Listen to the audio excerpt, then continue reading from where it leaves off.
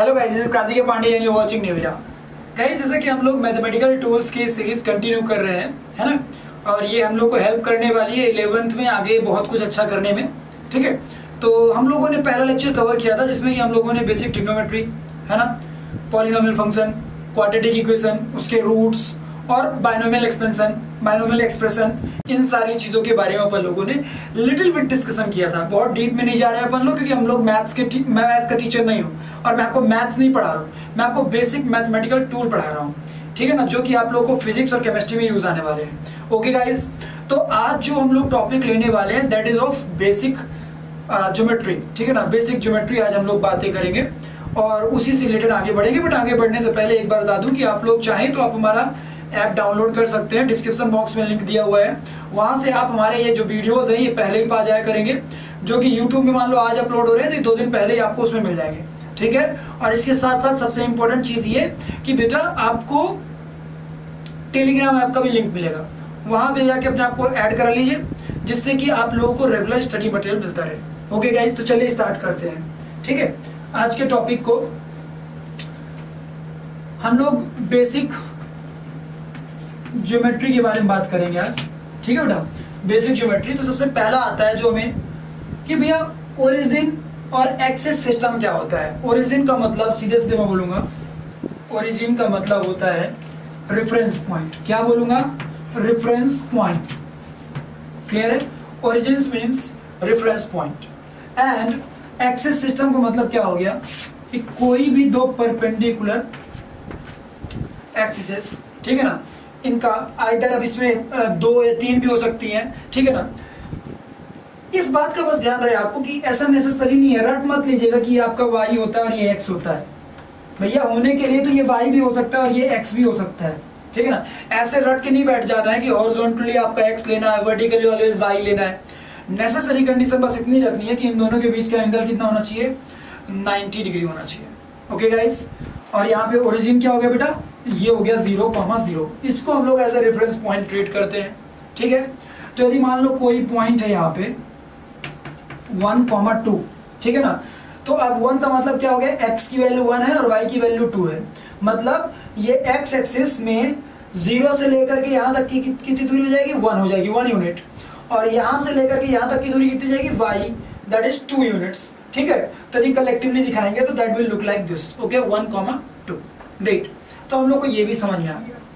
चलो, ये तो बहुत ही बेसिक बात थी, इसमें कोई कुछ कठिन नहीं था, ये तो 8वीं क्लास का टॉपिक था, है ना। जो हमें आप फोकस करना that is straight line. Straight line will be important for us. कैसे? एक एक करके इसको डिस्कस करते हैं, स्ट्रेट लाइन के डिफरेंट वेरिएशंस को। ठीक है, देखिए कोई भी लीनियर इक्वेशन जनरली रिप्रेजेंट करती है स्ट्रेट लाइन को। किसको रिप्रेजेंट करती है? स्ट्रेट लाइन को। कैसे? मैं आपको बताता हूं। जनरली जो जनरल इक्वेशन हम लेके चलते हैं y is equal to mx plus c as a general equation of a straight line हम लेके चलते हैं। क्लियर है? बट मैं यहां जाने से पहले मैं बहुत ही बेसिक से एग्जांपल लूंगा। ठीक है ना, यदि कोई बोले कि ये आपकी y एक्सिस है और ये x एक्सिस है, ठीक है, x एक्सिस का इक्वेशन क्या लोगे? तो ऑब्वियस सी बात है, x एक्सिस के लिए हम देख रहे हैं x तो वेरिएबल है लेकिन y की वैल्यू 0 आ रही होगी। तो क्या मैं ये बात कह सकता हूं for x axis y will be 0? मतलब एक कोई ऐसा एक्सप्रेशन जिसकी मदद से हम गिवन पॉइंट्स के कलेक्शन को रिप्रेजेंट कर सके। क्लियर है? That will be termed as, you can say, equation of straight line. ठीक है ना, तो y इज इक्वल टू 0 यदि मैंने मेंशन कर दिया, इसका मतलब एकदम क्लियर सी बात हो गई कि भैया वो कोई भी पॉइंट आप पिक करोगे वो कहीं ना कहीं इसी लाइन पे लाई करेगा। वहीं पे मैंने बोल दिया यदि कि x इज इक्वल टू 0, ठीक है, तो ये किसको रिप्रेजेंट कर रहा है? कहीं ना कहीं ये y एक्सिस को रिप्रेजेंट कर रहा है। चलो ग्रेट, कूल, नो प्रॉब्लम। अब मैं इन जनरल लेता हूं, लेट अस सपोज ये माना मैंने कि हमारे पास कोई पॉइंट स्ट्रेट लाइन है ऐसे, ठीक है बेटा, और इसके 2 पॉइंट्स हैं x1, y1 और ये है x2, y2। क्लियर हो गया बेटा? अब ध्यान से सोचो, यदि मुझे ये थीटा निकालना पड़े, ये वाला थीटा निकालना पड़े, तो क्या मैं ऐसा कह सकता हूं कि ये जो हमें एक ट्रायंगल टाइप का दिख रहा है, ध्यान से देखो, तो इसमें मैं बात बोल सकता हूं tan theta equal to this side upon this side. तो tan theta is equal to this side upon this side, तो इस साइड की वैल्यू कितनी हो जाएगी? ऑब्वियस सी बात है, इस साइड की वैल्यू आ जाएगी y2 माइनस y1, क्योंकि इस पॉइंट का y कोऑर्डिनेट y2 है और इस वाले पॉइंट का कोऑर्डिनेट y1 है, तो यहाँ का y1 हो जाएगा, तो ये आ गया y2 माइनस y1। क्लियर है? एंड ये वाली लेंथ कितनी हो जाएगी आपकी? x2 minus x1। क्लियर है? और इसी को हम लोग m से रिप्रेजेंट करते हैं और इसी को बोलते हैं स्लोप।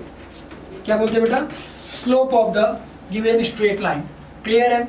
तो हमें पता चल गया कि स्लोप की वैल्यू आ रही होगी y2 minus y1 upon x2 minus x1, या चाहे तो tan थीटा ही बोल सकते थे, इतना हो जाएगा।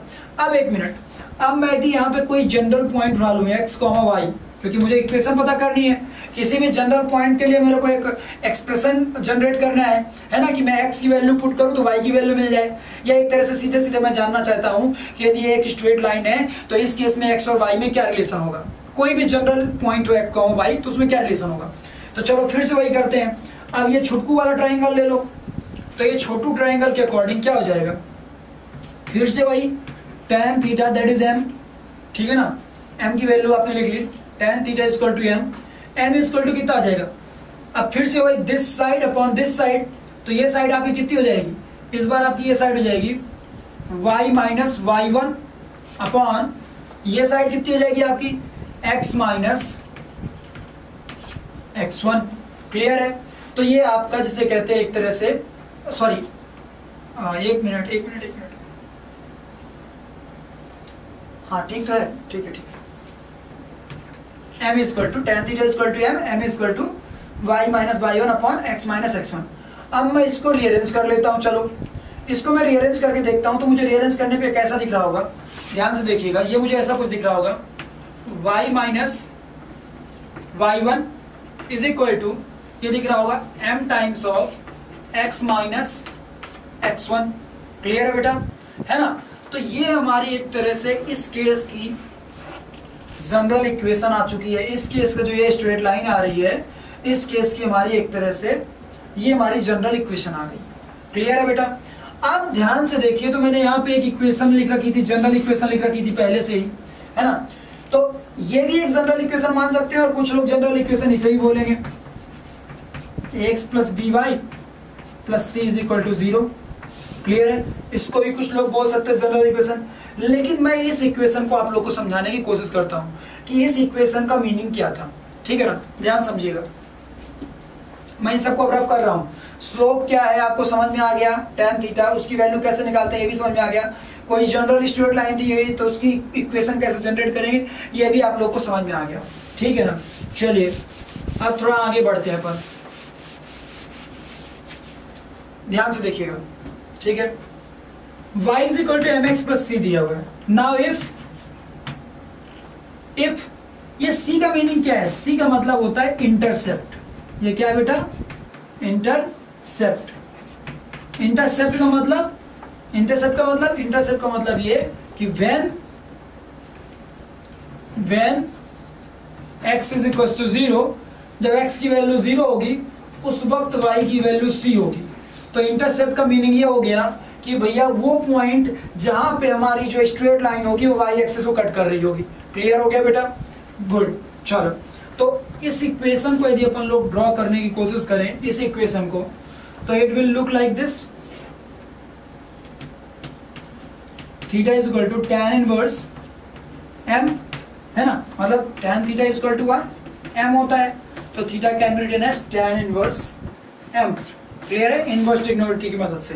तो ये हमारा हमने लिख लिया। अब मैं इसको जस्टिफाई करने की कोशिश करता हूं आप लोगों को।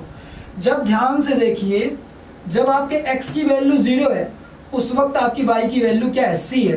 तो ये आ गया इसका coordinate 0, c। This is intercept. Clear हो गया बेटा? ये इंटरसेप्ट है। और इस इक्वेशन को ड्रॉ करने के लिए मुझे कुछ करना नहीं पड़ा, मैंने बहुत ही सिंपल तरीके से किया कि भैया x की वैल्यूज पुट करते जाइए, y की वैल्यूज मिलती जाएंगी, उसके अकॉर्डिंग आपको इक्वेशन मिल जाएगा, है ना। इसी को और भी तरीके से आप समझ सकते हैं। If c is equal to 0 हो जाए तो उस केस में y is equal to mx दिखेगा कुछ ऐसा। तो इस इक्वेशन को यदि अपन लोग ड्रॉ करना चाहेंगे तो this will look like this. कैसे?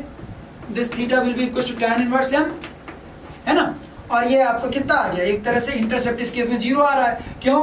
क्योंकि जब आप x की वैल्यू 0 पुट करेंगे तो y की वैल्यू भी 0 आएगी, है ना। मतलब आप ये बात समझ में आ गए, ये बात आपको समझ में आ गई होगी कि इस केस में आपका जो रे है या जो लाइन है वो कहाँ से पास हो रहा होगा, ओरिजिन से पास हो रहा होगा। वहीं पे यदि आपको m की वैल्यू 0 दे दे, m इक्वल टू 0 दे दे इस इक्वेशन में, मतलब हमारी जो रे है उसका स्लोप 0 है। स्लोप 0 मतलब tan थीटा 0 है, tan थीटा 0 मतलब थीटा 0 है। मतलब हमारी जो रे है या जो हमारी लाइन है वो x एक्सिस के पैरेलल हो जाएगी। तो इस केस में इक्वेशन क्या जाएगी, y इज इक्वल टू सी। तो y इज इक्वल टू सी का इक्वेशन ड्रॉ करने जाएंगे तो वो कैसा दिख रहा होगा अपन को, वो कुछ ऐसा दिख रहा होगा, this will be c, this is y, this is x, और इस केस में m की वैल्यू कितनी आ रही है, 0 आ रही है। क्लियर है? तो अब आप लोगों को कोई भी जनरल इक्वेशन दी हुई हो स्ट्रेट लाइन की, आप समझ जाएंगे, या कोई इक्वेशन दी हुई हो तो उसका कंपैरिजन जनरल इक्वेशन से कर लेंगे और स्लोप की वैल्यू खटाक दे निकाल लेंगे। जैसे अभी इस इक्वेशन से कोई बोले कि स्लोप की वैल्यू क्या होगी, आपसे कोई इसमें पूछे कि स्लोप की वैल्यू क्या होगी, बताइए तो जल्दी से।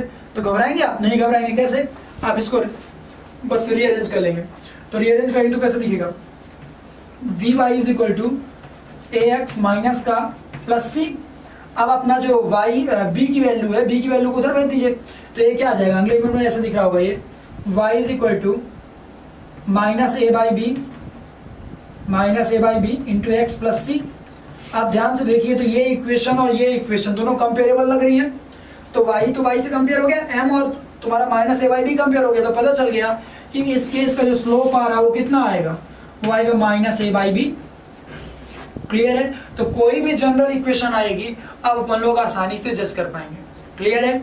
फिर स्लोप पॉजिटिव का मतलब थीटा की वैल्यू 90 से कम है, स्लोप निगेटिव का मतलब थीटा की वैल्यू 90 से ज्यादा है।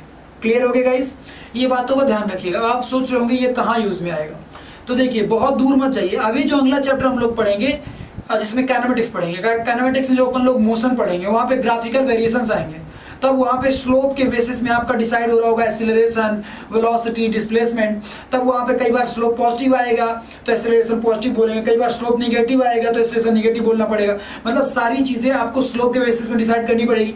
तो इसीलिए अभी से एकदम कमर कस लीजिए कि कोई स्ट्रेट लाइन है तो उसका स्लोप कैसा निकालेंगे और उसके जो स्लोप को देख कर कैसे आइडिया लगाएंगे कि इधर इट इज निगेटिव और it is positive. Okay guys, तो ये हम लोग का स्ट्रेट लाइन और जिसे सीधे बोलूं तो स्लोप से रिलेटेड या इंटरसेप्ट से रिलेटेड सारी बातें हो गई, है ना। चलो अब अपन लोग थोड़ा आगे बढ़ते हैं।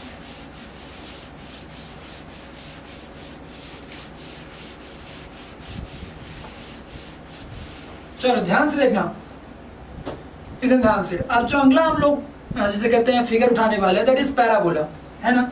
पैराबोला तो पैराबोला की जो बेसिक इक्वेशन लेके चलते हैं वो लेके चलते हैं y इज इक्वल टू के एक्स स्क्वायर। क्लियर है?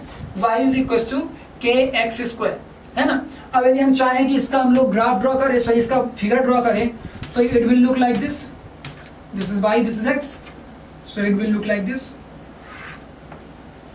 आइदर आप x की वैल्यू पॉजिटिव में पुट करेंगे तो भी y वही मिलेगा, आइदर आप x की वैल्यू निगेटिव में पुट करेंगे तो भी y वही मिलेगा, क्योंकि x स्क्वायर है तो कोई फर्क नहीं पड़ेगा। आप ध्यान से समझिएगा, इस केस में जो ये पॉइंट है this is known as vertex. Clear है बेटा, है ना।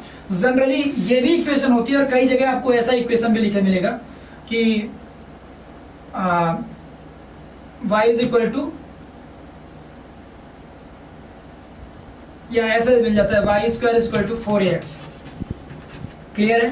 तो भी आप लोगों को नहीं घबराना है, समझ जाना है कि ये भी एक पैराबोला का ही इक्वेशन है। कई जगह आप लोगों को ऐसा इक्वेशन मिलेगा y इज इक्वल टू मान लो दिया है ax square plus bx plus c। अब ध्यान से याद करिए लास्ट लेक्चर मैंने क्या बोला था, यदि याद हो तो, कि भैया क्वाड्रेटिक इक्वेशन है ना, या क्वाड्रेटिक पॉलिनोमियल, तो y इज इक्वल टू क्या आया था, y is equal to ax square plus bx plus c। तो अब मुझे समझ में आ गई किसी भी क्वाड्रेटिक इक्वेशन का जब वेरिएशन ड्रॉ करने जाएंगे तो हमें क्या मिलेगा, एक पैराबोला मिलेगा। अब उस पैराबोला का वर्टेक्स कहाँ लाई करेगा, क्या कैसे लाई करेगा, वी डोंट नो, है ना। तो चलो वही मैं आप लोगों को समझाने की कोशिश करता हूँ। इट्स नॉट नेसेसरी कि भैया पैराबोला का वर्टेक्स ऑलवेज ओरिजिन में लाई करेगा।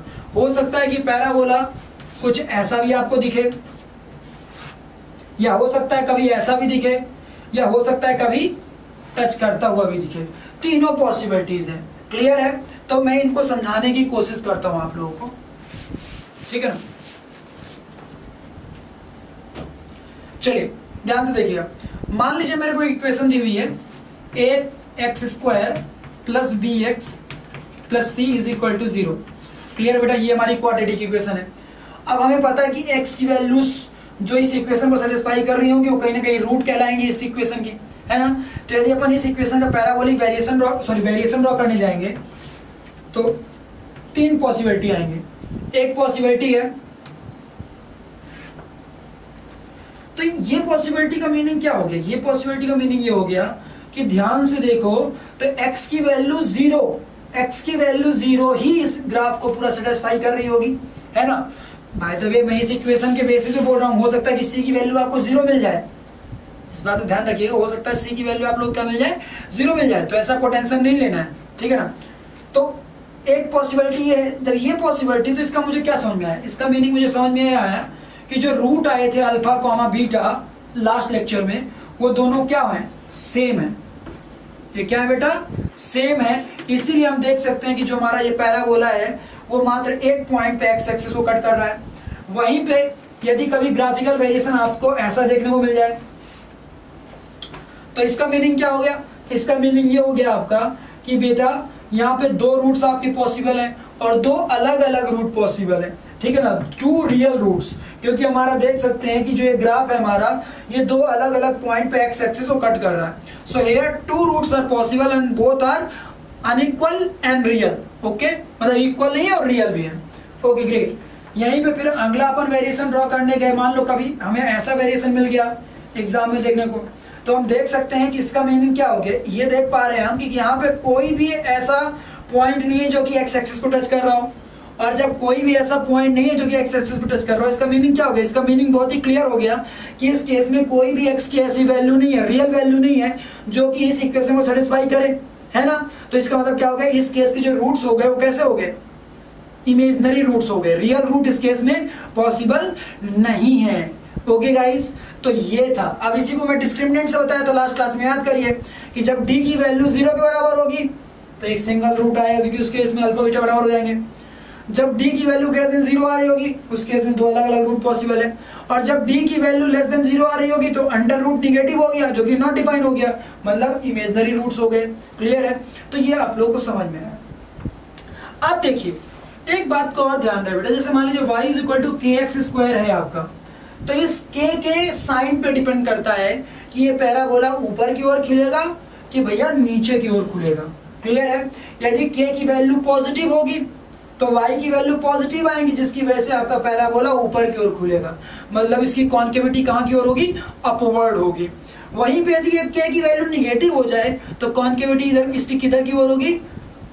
Towards downward. क्यों? क्योंकि आप x की वैल्यू कुछ भी पुट करेंगे वो तो पॉजिटिव आ जाएगा x², लेकिन k निगेटिव होने की वजह से y की रिजल्टेंट वैल्यू क्या आएगी? निगेटिव आएगी। तो ओवरऑल आपको फिगर कुछ ऐसा दिख रहा होगा। ओके, वहीं पे कभी मान लो ऐसा दिया रहे x = ky²,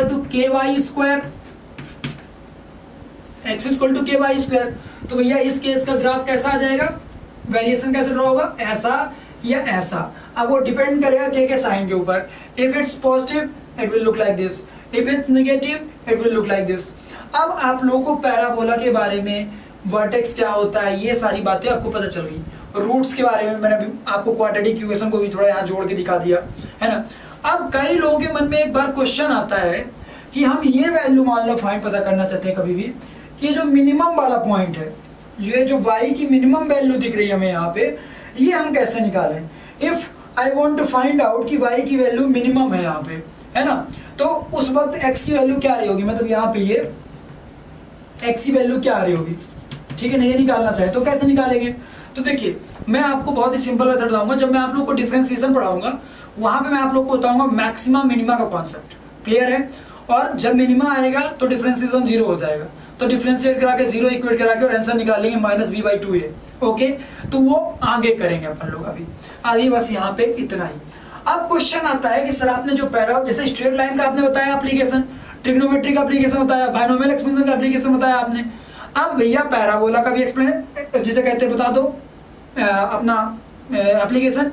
तो पैराबोला का एप्लीकेशन बहुत दूर मत जाइए, जब आप लोग प्रोजेक्टाइल मोशन पढ़ेंगे, है ना, प्रोजेक्टाइल मोशन पढ़ेंगे अपन लोग 11th में, लाइक दिस, जू लाइक दिस, ऐसे, ठीक है ना।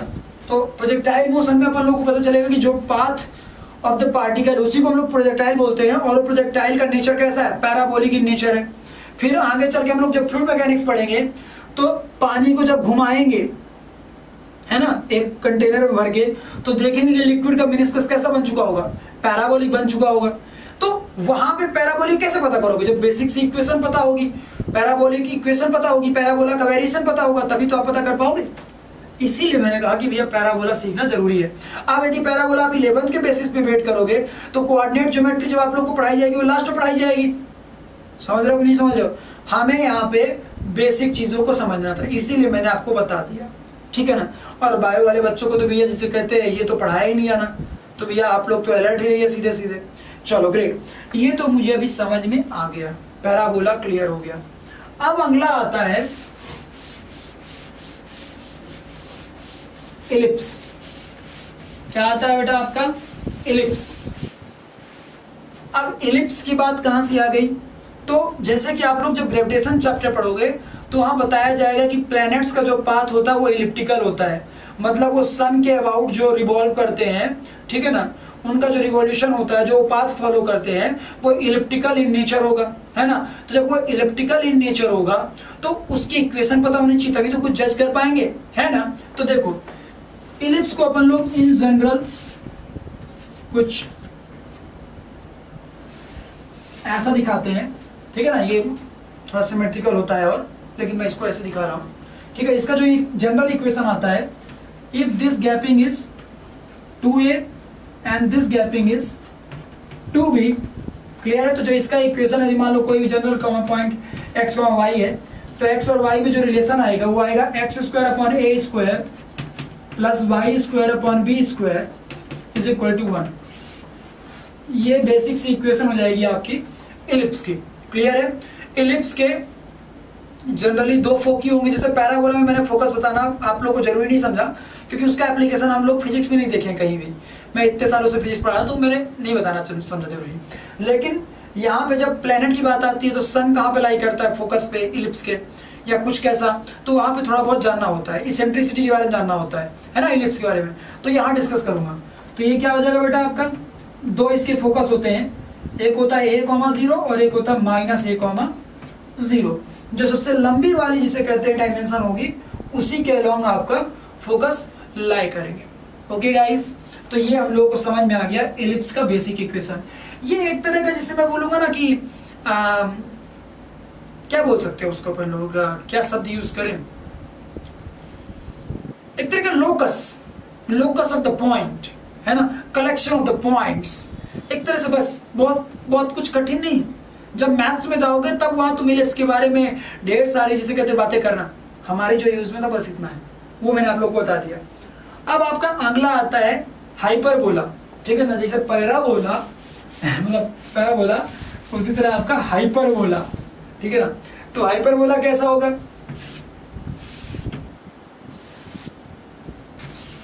This will look like this, hyperbola, ठीक है ना। और इसका कोई जनरल इक्वेशन क्या आ जाएगा बेटा, इसका जनरल इक्वेशन आपका आ जाएगा x square upon a square minus y square upon v square is equal to 1। Clear है। एलिप्स के केस में प्लस आ रहा था, इस केस में क्या आ जाएगा, माइनस आ जाएगा। अब हाइपरबोला के केस में बस एक चीज याद रखिएगा, S2p minus S1p is equal to constant होता है। क्लियर है। अब ये क्या है, इसके लिए आप लोग को थोड़ा सा बुक्स ओपन करनी है, ठीक है ना। मैंने ये आपको पढ़ा तो दिया है, लेकिन ये क्या मैंने लिखा होगा, S2p माइनस S1p, ठीक है ना, इज इक्वल टू कॉन्स्टेंट। ये मान लो कि कोई पॉइंट है P, ये यहाँ पे एक पॉइंट है, ये यहाँ पे पॉइंट है S1 और S2। क्लियर है बेटा। तो ये ऐसा बोला जा रहा है कि S2p minus S1p is equal to constant, इसको S1 बोल दो, इसको S2 बोल दो, ऐसा बोला हुआ है। क्लियर है बेटा, इज इक्वल टू कांस्टेंट। तो ये क्या है ये, कौन सी इक्वेशन है, इसके बारे में आप सोचिएगा। अब आपके मन में क्वेश्चन आ रहा होगा सर हाइपरबोला का यूज कहाँ पे है, तो हाइपरबोला का जनरली 11th में कहीं यूज नहीं है, लेकिन जब आप 12th में जाएंगे तो आप लोग को एक चैप्टर मिलेगा YDSE, young double slit experiment, wave optics के अंडर पे एक टॉपिक मिलेगा। वहां पे जो फ्रिंजेस का शेप आता है वो हाइपरबोलिक इन नेचर आता है, या हाइपरबोलाइड भी आता है डिफरेंट डिफरेंट डायरेक्शन से देखने पे। तो भैया उस केस में आप लोगों को यूज आएगा इसकी बेसिक इक्वेशन का, उसको समझने में। ओके गाइस, तो ये हो गया आप लोग का हाइपरबोला, है ना।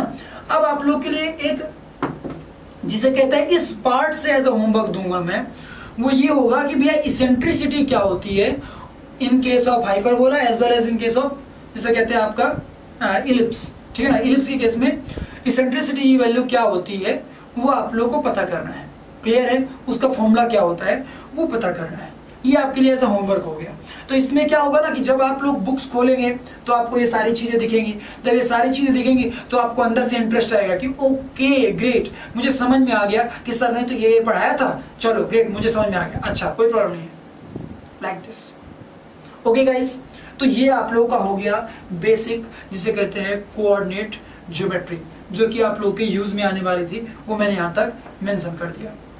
ओके गाइस, तो चलिए गाइस ये टॉपिक तो हो चुका अपना अभी, ठीक है ना। अब अपन लोग नया टॉपिक स्टार्ट करते हैं, मैथमेटिकल टूल्स का ही पार्ट है वो, and that is differentiation. Okay, उसके बाद हम लोग इंटीग्रेशन भी करेंगे, नो डाउट, वो हो सकता है नेक्स्ट लेक्चर में करने को मिले।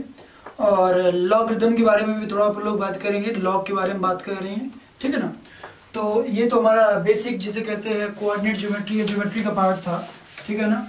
अब अपन लोग डिफरेंशिएशन के बारे में समझने वाले हैं, as well as concept of maxima minima के बारे में भी समझेंगे। चलिए ग्रेट, थोड़ा ध्यान से देखिएगा तो आप लोग को पूरा क्लियर हो जाएगा, ठीक है ना। माना मैंने डिफरेंशिएशन का मीनिंग में बताने की कोशिश करूंगा आप लोग को अभी, ठीक है ना। माना मैंने कि मेरे पास कोई एक ऐसे ग्राफ दिया हुआ है, मतलब एक ऐसा वेरिएशन दिया हुआ है y is equal to f of x का, क्लियर है बेटा, एक्स एंड वाई, मतलब x की वैल्यूज डिफरेंट डिफरेंट x की वैल्यूज पुट कर जाऊंगा तो मुझे y की नई नई वैल्यूज मिलती जाएंगी। ओके गाइस, तो y is equal to f of x, ठीक है ना, ये कुछ वेरिएशन आ रहा है। तो ध्यान से देखिएगा बेटा, जब मेरा x का वैल्यू x रहा होगा उस वक्त y का वैल्यू y रहा होगा, ठीक है बेटा। लेकिन जैसे ही मेरा x का वैल्यू मान लो x से इंक्रीज होकर के x प्लस डेल्टा x हो गया, क्लियर है, तो हमारा y का वैल्यू भी क्या हो चुका होगा, y प्लस डेल्टा y हो चुका होगा, क्लियर है एट द मोमेंट, मतलब वो भी थोड़ा बहुत उसमें चेंजेस आ गए होंगे। तो क्या मैं इसको समझाने की कोशिश करता हूं बाय फिगर, ठीक है। ये एक तरह से हमारा पॉइंट है x, y का, क्लियर बेटा। लेकिन अगले मिनट मैंने क्या किया, ये जो मेरा यहां से यहां तक x की वैल्यू थी मैंने इसको इंक्रीज करके मान लो कर दिया, थोड़ा सा आगे इंक्रीज कर दिया x plus delta x, like this. ये हमारा भी यहां तक ऐसे पहुंच चुका है, ठीक है बेटा। तो जो पहले y की वैल्यू कितनी थी बेटा, y होगी ऐसे y is equal to f of x, ठीक है ना। अब वो नया पोजीशन यहाँ पे हो चुका होगा, मानो ये नई पोजीशन आ चुकी होगी y plus delta y, clear है, जिसकी की वैल्यू अपन लोग क्या लिख सकते थे, F of x plus delta X, clear है। एक्स ये क्या पुट करना पड़ेगा, x plus delta x put करना पड़ेगा। तो ध्यान से देखो, तो यहां से एक छोटी सी मैं बात करूं, यदि मैं यहाँ पे एक टेंजेंट की बात करूं, जो टेंजेंट ड्रॉ हो रहा होगा और यदि ये एंगल थीटा है, तो this side upon this side, ये साइड कितनी हो जाएगी, ये साइड हो जाएगी डेल्टा वाई, क्योंकि यहां से तक वाई है और यहां से तक वाई प्लस डेल्टा वाई, तो कितना हो जाएगा डेल्टा वाई।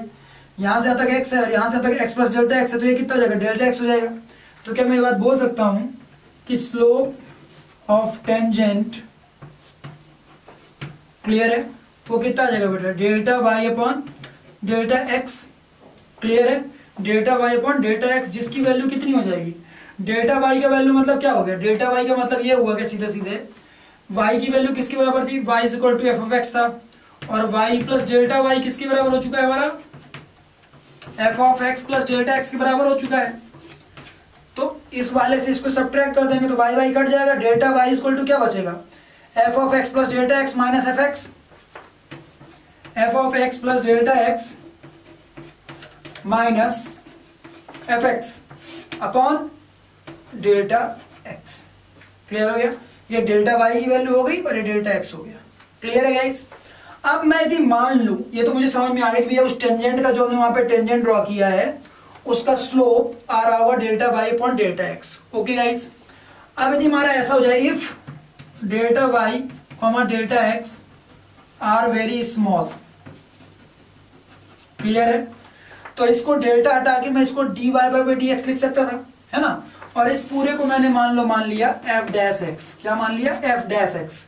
एफ एक्स तो मेन फंक्शन था, ठीक है ना, और ये एफ डैश एक्स हो गया, इतना आ गया। तो इसको अगले में हमने क्या लिख लिया? D Y by D X is equal to आ चुका है एफ डैश एक्स। क्लियर है? तो एक तरह से हमें समझ में आ गया कि भैया डिफरेंशिएशन का मीनिंग क्या है, ठीक है ना? तो डिफरेंशिएशन का मीनिंग में बहुत ही कूल शब्दों में बोलूंगा कि भैया डिफरेंशिएशन एक तरह से हमें नेचर बताता है, आइदर इंक्रीजिंग और डिक्रीजिंग, और उसके साथ साथ नेचर के साथ साथ मतलब कोई वेरिएबल इंक्रीज हो रहा है डिक्रीज हो रहा है, ये तो हमें डिफरेंशिएशन से पता ही चलेगा। और साथ साथ ये भी पता चलता है कि वो किसी एक पर्टिकुलर वेरिएबल के रिस्पेक्ट में किस तरीके से चेंज हो रहा होगा। मतलब समझना, y की वैल्यू इंक्रीज हो रही है या डिक्रीज हो रही है, ये तो मुझे पता चल ही रही है इस इक्वेशन से, है ना? और साथ में ये भी पता चल रहा है मेरे को कि x की वैल्यू चेंज कराने पे y की वैल्यू किस रेट से चेंज हो रही होगी। क्लियर है? ये अपन लोग डेरिवेटिव या डिफरेंशिएशन करके ही पता कर पाते हैं। ओके, तो डिफरेंशिएशन मुझे ये देता है कि एक कोई पर्टिकुलर वेरिएबल किस रेट से, मतलब उसके इंक्रीज होने का रेट, मतलब इंक्रीज होने का रेट या डिक्रीज होने का रेट, नेचर तो पता चलेगा ही चलेगा, साथ में ये कि किस रेट से वेरी करेगा जब मैं इस वेरिएबल को वेरी कराऊंगा।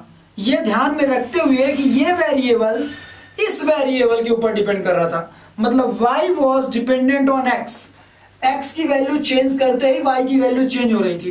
तो we can see that कि y is dependent on x, so when we will change the x, what will be the changes in y, ये अपन लोग किसकी मदद से निकाल पाते हैं? ये हम लोग डिफरेंशिएशन की मदद से निकाल पाते हैं। ओके गाइस, तो हम एक तरह से इसको ऐसा बोलेंगे कि y का डिफरेंशिएशन x के रिस्पेक्ट में ऐसा दिखाया जाएगा, dy by d x of y। Clear है? dy by d x of y, मतलब y का डिफरेंशिएशन x के रिस्पेक्ट में ये हो जाएगा। एंड ये f डैश x क्या हो गया बेटा? ये इसका डेरिवेटिव फंक्शन हो गया, मतलब मेन फंक्शन f(x) था, उसका डेरिवेटिव फंक्शन क्या हो गया? f dash x। क्लियर है? तो ये भी मुझे पता चला। और दूसरी भाषा में मैं बोलूं तो मुझे पता है कि ये कहीं ना कहीं वहां पे tan थीटा की वैल्यू थी, है ना? और ये tan थीटा का मतलब क्या होता है? स्लोप होता है m, और ये स्लोप किसका था? ये उस पॉइंट के टेंजेंट का था। मतलब मैं ये बात बोल सकता हूं कि किसी भी कर्व में यदि मैं डिफरेंशिएशन किसी पर्टिकुलर पॉइंट पे निकाल लूं तो वो डिफरेंशिएशन किसके इक्विवेलेंट होगा? वो उस पॉइंट पे ड्रॉन टेंजेंट के स्लोप के बराबर होगा। ओके गाइस, और स्लोप की वैल्यू तो अपन लोगों ने पहले ही निकाली है, tan theta equal to m, है ना? और यहां से हम देख सकते हैं कि ये कहीं ना कहीं जो डेरिवेटिव आ रहा है स्लोप के बराबर ही आ रहा है। मतलब इस फंक्शन में, इस पर्टिकुलर वेरिएशन में किसी एक पर्टिकुलर पॉइंट पे यदि हम डेरिवेटिव निकाल रहे हैं, इसका मतलब क्या निकाल रहे हैं? हम उस पॉइंट पे ड्रॉन टेंजेंट का एक तरह से हम लोग स्लोप निकालने की कोशिश कर रहे हैं। ओके गाइस, अभी मैं ये तो आप लोगों को समझा दिया, मैंने डेरिवेटिव का मीनिंग समझाया कि भैया y का वेरिएशन x के रिस्पेक्ट में ये किसके दम पे हम निकाल पाएंगे? डिफरेंशिएशन के दम पे निकाल पाएंगे। ग्रेट, चलो आगे बढ़ते हैं। कुछ डिफरेंशिएशन के बेसिक रूल्स जो मैं आप लोग को बता दूं, क्योंकि उनका उपयोग आने वाला है कई जगह, बहुत दूर नहीं, अभी जब आप लोग काइनेमेटिक्स पढ़ेंगे तभी आप लोग को आएगा, ठीक है ना?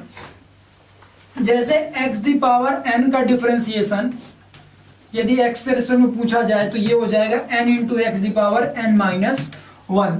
तो एग्जांपल के तौर पे मान लो कहीं पे आ गया एक्स स्क्वायर, तो इसका डिफरेंशिएशन जब आप करेंगे तो ये कितना आ जाएगा? x the power n, n की वैल्यू 2 हो चुकी है, तो 2 into x the power 2 minus 1 मतलब 2x। क्लियर हो गया गाइस? एक्स स्क्वायर का डिफरेंशिएशन x के रिस्पेक्ट में कितना आएगा? 2x आएगा। मतलब यदि y is equal to x square कोई हमें फंक्शन दिया होता तो उसका डेरिवेटिव फंक्शन क्या आता बेटा, वो आता 2x। ओके गाइस, तो ये मेरे को समझ में आ गया। ये एक बहुत ही इंपॉर्टेंट रूल है जो आप लोग को ऑलवेज याद होना चाहिए, ठीक है ना। दूसरा इंपॉर्टेंट रूल कि भैया differentiation of constant with respect to x that will come out to be 0। क्यों ये 0 आएगा, क्योंकि हमें पता है कि जब किसी कांस्टेंट को हम डिफरेंशिएट करने जाएंगे तो हमें पता है कि कांस्टेंट तो वेरी करेगा ही नहीं। कांस्टेंट की वेरी करने का तो रेट 0 होगा, क्योंकि कांस्टेंट तो कांस्टेंट है, वो टोटली इस पर डिपेंड ही नहीं कर रहा। इसको तुम कितना भी चेंज कराते रहो एक्स को, कांस्टेंट तो चेंज होगा नहीं। जब कांस्टेंट चेंज ही नहीं हो रहा तो उसके कांस्टेंट के चेंज होने का रेट एक्स के रिस्पेक्ट में कितना हो गया, ऑब्वियस है 0 हो गया। क्लियर है, that's why it is mentioned here 0, ठीक है ना। फिर अगला एक और रूल याद रखिएगा, differentiation of dy by dx of sin x।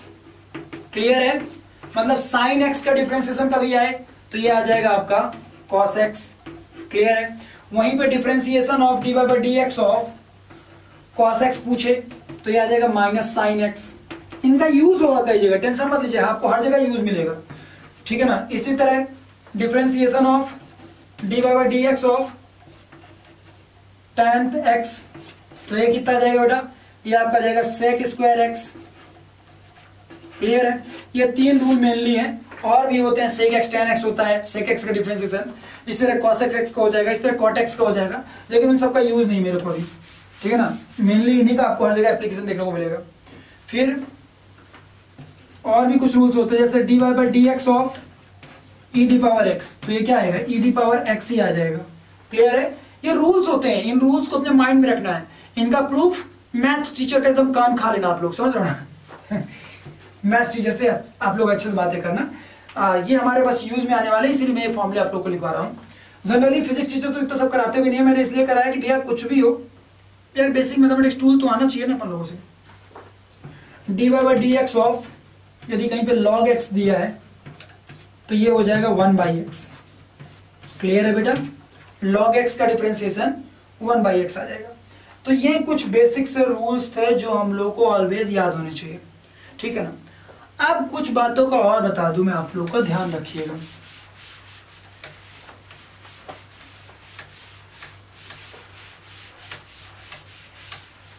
जैसे कि कहीं पे मान लीजिए कोई फंक्शन दिया हुआ है u प्लस भी, क्लियर है बेटा, और बोले कि इसका डिफरेंशिएशन क्या होगा, dy बाय dx, इसका डिफरेंशिएशन क्या होगा, है ना।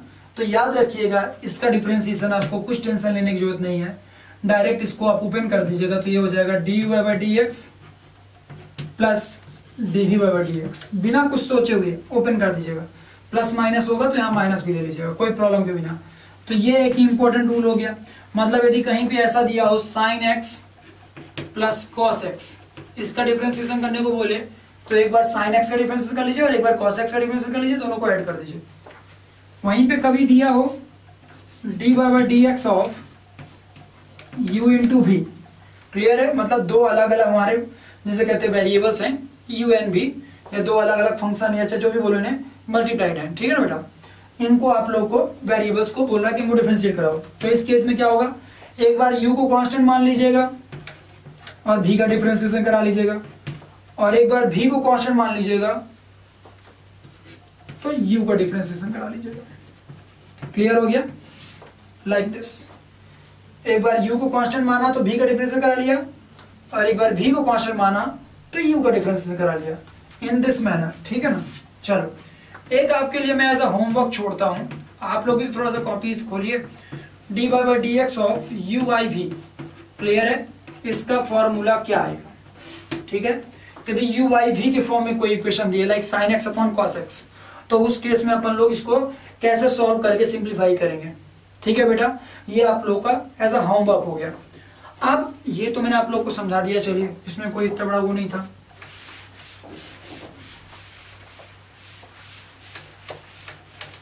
चलिए देखिए, मान लीजिए कई बार ऐसा होता है बेटा कि आपको बोल दे कि d sin theta by dx, इसकी वैल्यू क्या होगी, ठीक है ना। तो अब यहां जल्दीबाजी में आप लोग cos थीटा मत लिख दीजिएगा, ये गलत हो जाएगा। क्यों cos थीटा गलत हो जाएगा? क्योंकि याद रखिएगा यहां पे sin x जब होता था तभी आप x के रिस्पेक्ट में उसको डिफरेंशिएट करा पाते थे। मतलब आपको ये पता करना होता था कि भैया ये जो पूरा का पूरा जो हमारा फंक्शन दिया हुआ है sin थीटा वो x के ऊपर डिपेंड कर रहा कि नहीं कर रहा। यदि x के ऊपर डिपेंड नहीं करता है तो फिर वो डिफरेंशिएशन हम नहीं फाइंड करते हैं, क्योंकि हमें क्या होता था कि हम y के चेंज होने का रेट देखते थे x के रिस्पेक्ट में, इस बात को ध्यान में रखते हुए कि y is dependent on x, है ना। तो यहां पे हम देख सकते हैं ये तो साइन थीटा है, मतलब हम देख सकते हैं कि थीटा की वैल्यू चेंज कराएंगे तो साइन थीटा की वैल्यू चेंज होगी। यहां ये कैसे तुम्हें पता चल रहा है कि x की वैल्यू चेंज कराने पे साइन थीटा चेंज होगा? तो जब x की वैल्यू चेंज कराने पे साइन थीटा चेंज में पता नहीं है चल रहा तो डेरिवेटिव कैसे फाइंड कर लोगे? तो इसीलिए जल्दीबाजी में ऐसा मत लिख देना उस केस में। तो फिर इसका क्या कैसे निकालेंगे? इसके लिए हम लोग चेन रूल यूज करेंगे। क्या यूज करेंगे बेटा? चेन रूल यूज करेंगे। हमें क्या पता करना है? D sine theta by d x find करना है।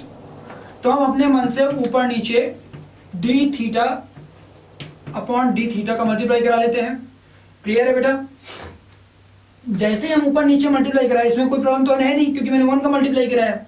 और इसको रीअरेंज कर लेते हैं। तो जैसे रीअरेंज करेंगे तो this will look like this, D sine theta by D theta into D theta by d x. अब ध्यान से देखिए, तो अब हम थीटा को चेंज कराने पे साइन थीटा चेंज हो रहा होगा, पता चल रहा है। तो साइन थीटा का डिफरेंशिएशन डी थीटा के रिस्पेक्ट में थीटा के रिस्पेक्ट में हम लोग फाइंड कर लेंगे। तो इसकी ओवरऑल वैल्यू कितनी आ जाएगी? इसकी वैल्यू आ जाएगी आपकी cos थीटा। और अभी भी आपको थीटा के यदि चेंज होने का रेट नहीं पता है एक्स के रिस्पेक्ट में, तो अभी भी आप D theta by D x नहीं निकाल पाएंगे। तो इसको इसी तरह लिख दीजिए D theta by D x. लेकिन आपको कोई बता दे कि थीटा और एक्स में यह रिलेशन है तो आप उसके आगे भी निकाल लेंगे कि भैया d theta by D x will come out to be this. Clear है गाइस? इस तरीके से आप लोगों को बढ़ना है ना। मान लो कभी ऐसा हो जाए आपको दे दे कोई फंक्शन साइन 2x²। क्लियर है? ये आपको फंक्शन दे दिया और बोले कि इसका डिफरेंशिएशन फाइंड करो बबुआ एक्स के रिस्पेक्ट में, है ना। तो अब आप क्या करना है? घबराना नहीं है, एकदम नहीं घबराना है। पहले काम करिए, dy बाई 2x²। क्लियर है? 2x², ऊपर नीचे मल्टीप्लाई करा दीजिए, ठीक है ना। जैसे ही ऊपर नीचे आप मल्टीप्लाई कराएंगे, ये आपने मल्टीप्लाई करा दिया ऊपर नीचे। क्यों मल्टीप्लाई कराया? क्योंकि भैया मुझे इसको 2x² के रिस्पेक्ट में डिफरेंशिएट करना पड़ेगा इस पूरे के पूरे फंक्शन को, है ना। और इसको रीअरेंज करते हैं कुछ ऐसा दिखने लगेगा, dy by sine 2x² upon d into 2x² into d 2x² upon dx। Clear है? अब इसका डिफरेंशिएशन इजीली पॉसिबल हो जाएगा, है ना। तो इसका डिफरेंशिएशन कितना आ जाएगा? वो आ जाएगा cos,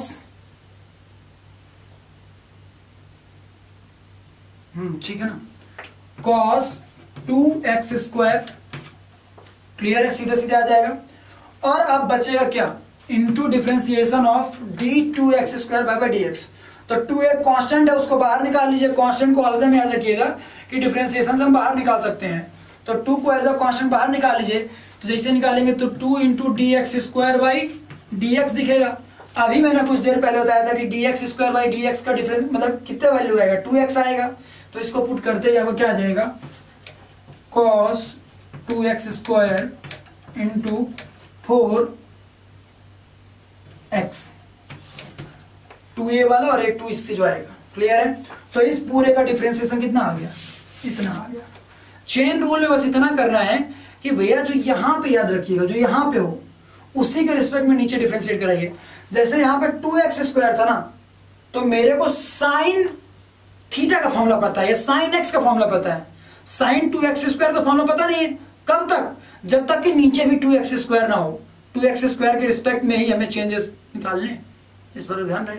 तो इसीलिए मैंने कुछ इसको ऐसा कर लिया, ठीक है ना। फिर उसके बाद इसका डिफरेंशिएशन पता तो आसानी से आ गया डिफरेंशिएशन।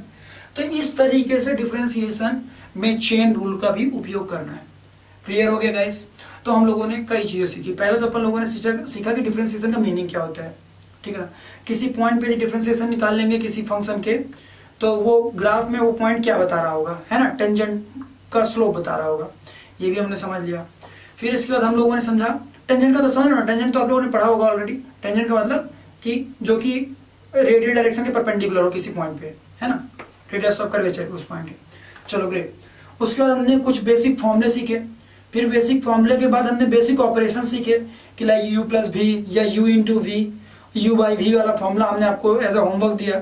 उसके बाद मैंने क्या आप लोग को बताया कि भैया चेन रूल क्या होता है, डिफरेंट डिफरेंट वेरिएशंस में अपन लोग इसको कैसे अप्लाई करेंगे।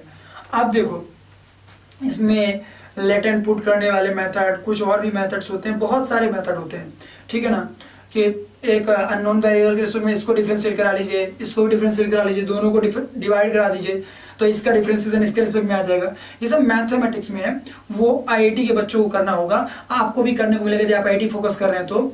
लेकिन कब? तब जब आप लोग डिफरेंशिएशन इन डीपली पढ़ रहे होंगे, लेकिन अभी ऐसा कुछ नहीं, हम इन डीप नहीं पढ़ रहे हैं, ठीक है ना। चलो ग्रेट। तो यहां तक तो मैं आप लोगों को जिसे कहते हैं डिफरेंशिएशन, इसके अलावा आप लोगों को बेसिक कोऑर्डिनेट ज्योमेट्री, इन सब चीजों के बारे में मैंने आप लोगों को बता दिया। होप सो कि आप लोगों को मजा आया होगा, है ना। नेक्स्ट क्लास में मैं आप लोगों को कंटिन्यू करूंगा maxima minima as well as concept of integration as well as concept of log. Okay guys, and then after that हम बोल सकते हैं कि हमारा मैथमेटिकल टूल्स खत्म हो चुका है। तो अभी तक में जो हमने सिखाया आपको, होप सो आप लोग को मजा आया होगा। तो वीडियो को लाइक करिएगा, दोस्तों के साथ शेयर करिएगा, और डिस्क्रिप्शन बॉक्स पे जो लिंक दी हुई है उनका उपयोग करिएगा। लाइक की ऐप को डाउनलोड कर लीजिए जिससे कि आपको ये वीडियो लेक्चर्स एक ही जगह स्ट्रक्चर्ड फॉर्म में मिले। इसके साथ साथ आप हमारे टेलीग्राम ऐप में भी ऐड हो सकते हैं, वो आप लोग के लिए बहुत ही बेनिफिशियल होगा। Okay guys, so hope so कि आप लोग को मजा आया होगा। चलिए इस लेक्चर को यहीं पे खत्म करते हैं। Thank you.